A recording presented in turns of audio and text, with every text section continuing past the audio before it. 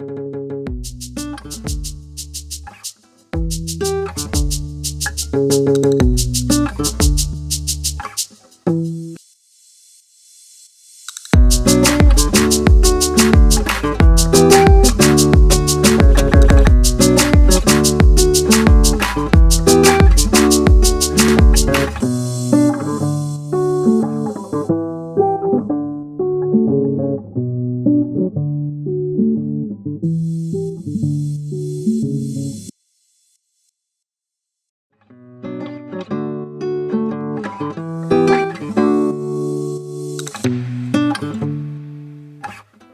premières minutes, comme ça, on apprend à se connaître, je les rassure, enfin voilà, je suis accessible, on peut me poser des questions, enfin bref, j'essaye de mettre les gens à l'aise, quoi. Et puis après, on est parti.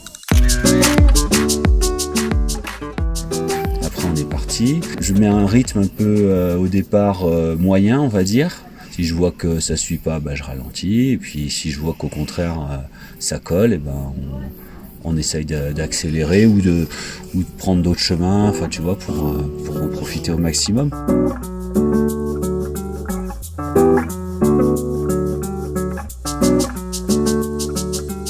fait, mon sac il est très grand, donc je peux mettre plein de trucs dedans, et même quand j'ai pas besoin de tout, j'ai encore plein de place. Je peux aider des enfants en portant leur sac, en portant l'eau.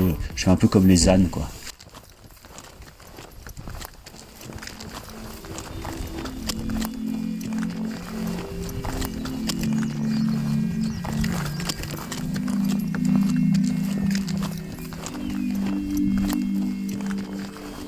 Qu'est-ce que tu fais? J'essaye de convaincre mon âne préféré d'avancer. Et il est coopératif? Pas trop. Allez! Pépito, c'était un peu dur pour lui, il a traîné, on l'a attendu, on a pris de notre temps. Et voilà. C'est pour ça qu'ils sont plus utilisés en montagne? Alors ils sont plus utilisés en montagne parce qu'ils ont des plus petits pieds, donc je pense qu'ils peuvent passer à des endroits où les chevaux passeraient pas. C'est bête un âne? Il obéit pas autant qu'un cheval et il sait très bien dire non et utiliser toute sa force pour dire non.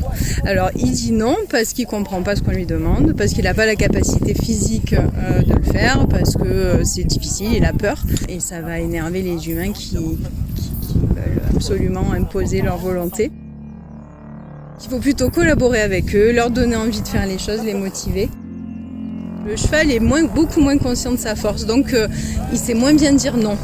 Finalement, je trouve que l'âne est plus intelligent, moi.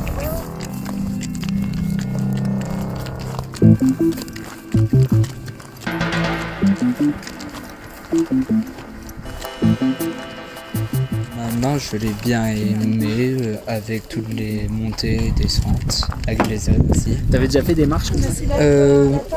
J'en avais déjà fait, mais pas aussi long.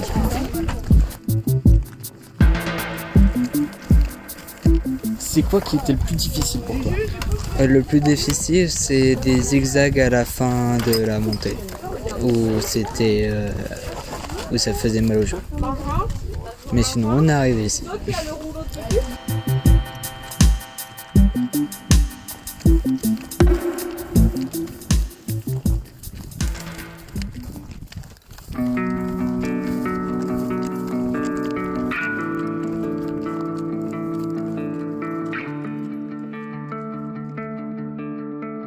Vous avez fait une bonne grimpette? Parce qu'on prend la douche. Ah, rien à voir. Moi c'est Nicolas.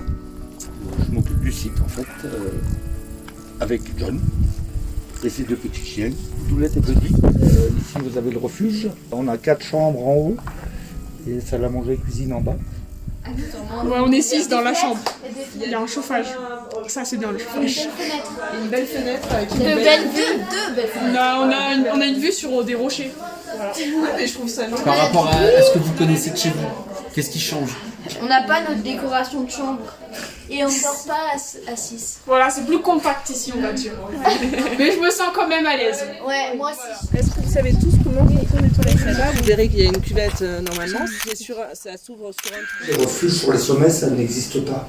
Mais celui-ci, voilà, il est au sommet, donc on a des problèmes d'eau.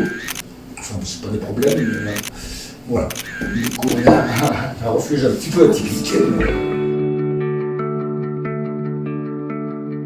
Pour être gardien de refuge, il faut aimer les rencontres. Bon, après, il y a toute l'intendance, hein, ça c'est notre boulot, d'emmener la bouffe et de la faire. Voilà.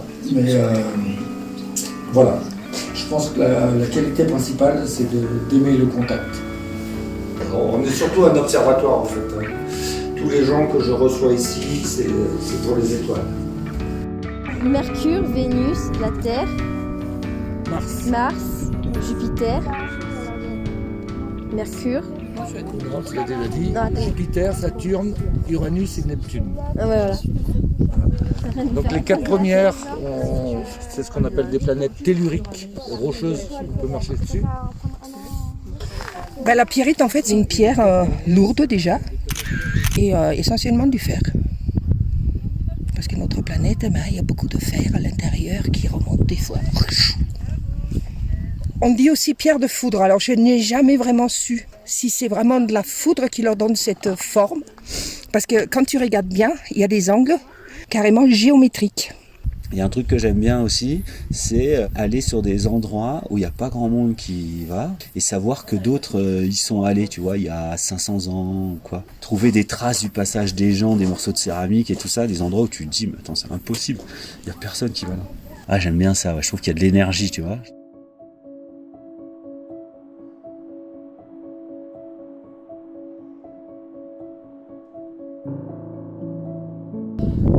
Ah, papa, il prend des vitamines D là.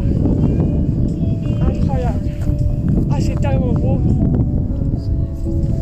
Les autres, ils ont loupé quelque chose. Là, c'est sûr. Et certain. Ça fait des bons souvenirs.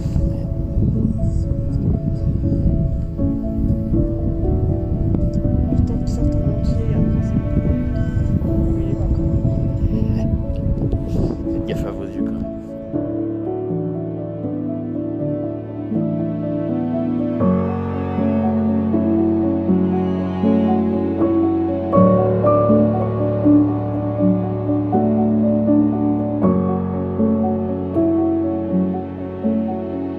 Qu'est-ce que tu as vécu là-haut que tu vis pas dans ton quotidien? Le vide, le monde. C'est-à-dire il n'y a pas autant de bruit que par exemple si on est en ville où il y a le calme. Et si tu devais résumer en un seul mot ce que tu viens de vivre au Montchéran, ce serait quoi? Incroyable.